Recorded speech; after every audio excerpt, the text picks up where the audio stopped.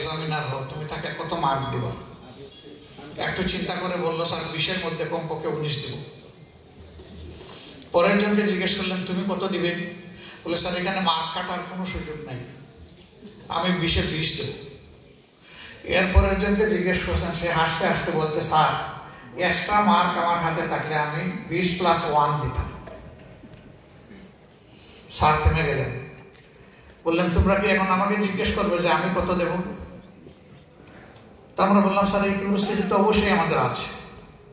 উনি বোর্ডে গেলেন, এখনকার মতো ওই রকম প্রজেক্টর ছিল না, স্মার্ট বোর্ড ছিল না, তখন ব্ল্যাক বোর্ড ছিল। হাতে তিনি চক নিয়ে বিগ একটা গুল্লা এরকম আঁকলেন। We became simply surprised. এত সুন্দর রচনা লিখেছে এই লোককে, উনি গুল্লা দিলেন।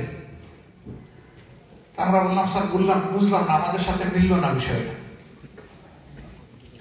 উনি প্রশ্ন করলেন, আচ্ছা বলো তো, যদি একজন ছাত্র ইন্টারমিডিয়েট পাশ করে চিকিৎসা পেশায় শিক্ষা নিতে চায়, তাহলে তাকে কোন বিভাগের ছাত্র হতে হবে? Science, commerce, arts?